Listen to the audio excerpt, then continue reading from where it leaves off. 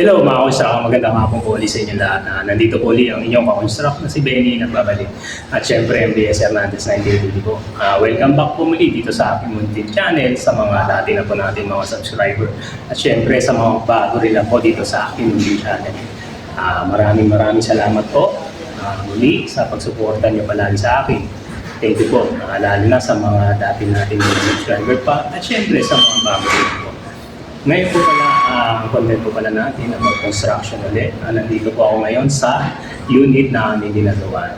Ang gagawin po pala natin ngayon, mag-prepare sa text po tayo dito sa slab na itong unit niya po. Ipapakita ko po sa inyo step by step kung paano ko po gagawin itong Versatex dito sa ilalim ng ating slab. Ang kailangan po natin ito, Versatex roller, po yung skin coat. Ayan. Meron po tayong haluan. Paghahaluan po. Tara, prepare po natin.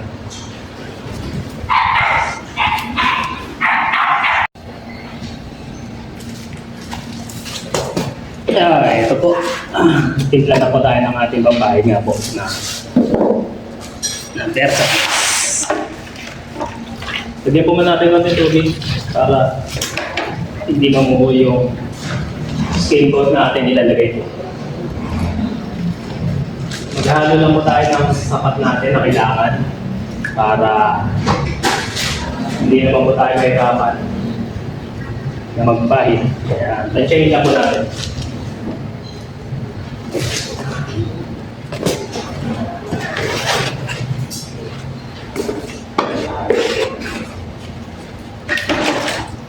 Ang timpla lang po dito, parang yung nagpapahid na po tayo ng skin coat rin natin sa wall o sa ceiling. Makunat lang po ang gawin natin pag timpla.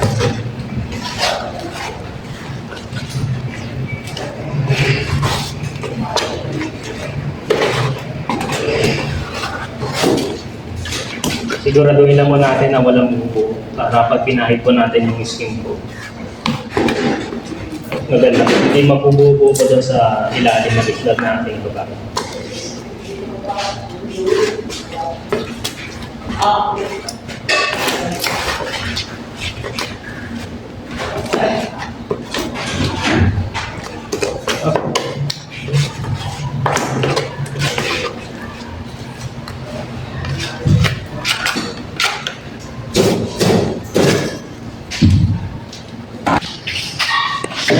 Ito pala yung ilalim ng isla po na ating papahiran ng pang Versatex pa natin.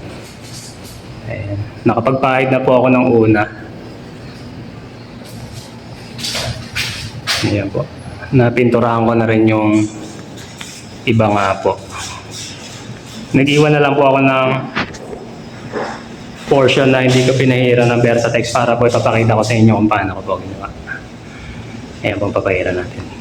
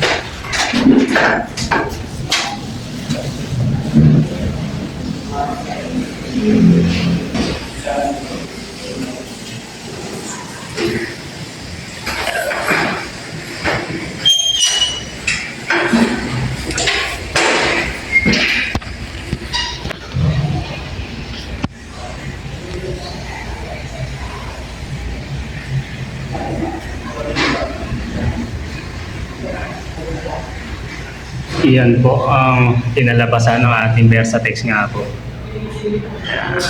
Parang anay finish po siya style. Ito po, napahira na natin yan.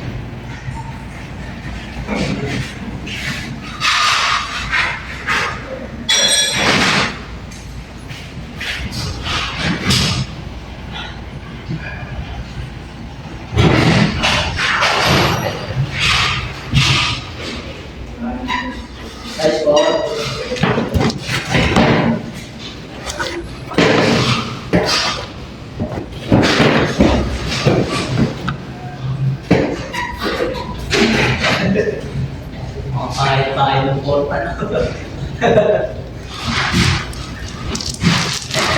Ayun, ayos.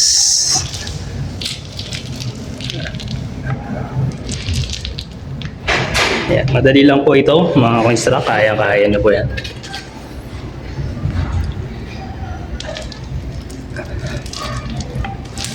Ayun, simple.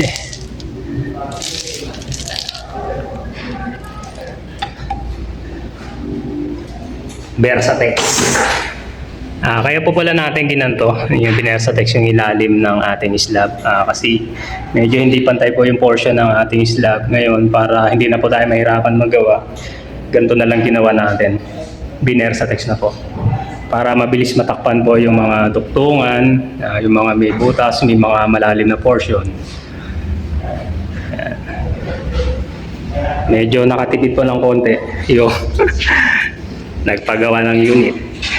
Yan, di na po tayo nagkisame. Continuous na lang po natin para matapos po yung ating gawa.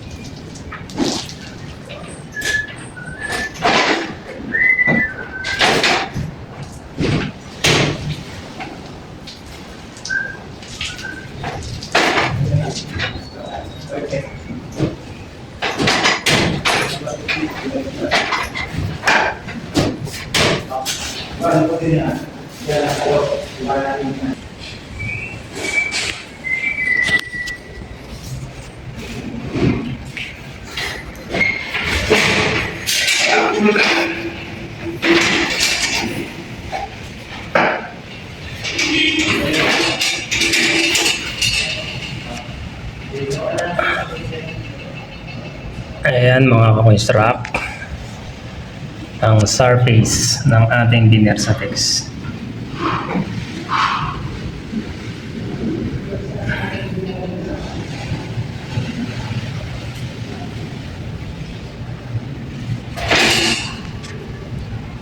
Parang anay finish ko siya, no? Parang naka-sunglass.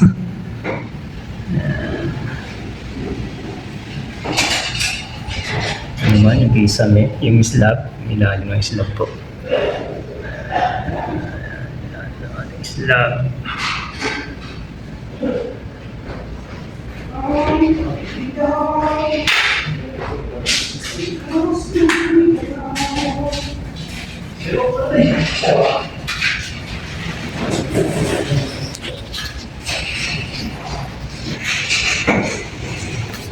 Ayos. So paano mga ka-construct hanggang sa muling video vlog ko natin. Maraming salamat po sa pagsuporta nyo palagi sa akin. Huwag nyo po kalimutan mag-like, share at subscribe at click nyo na rin po yung notification bell para update kayo sa mga next na video vlog ko pa po. Ayan. Ingat-ingat po tayo mga ka-construct. Paalam. Bye-bye. God bless po. Thank you.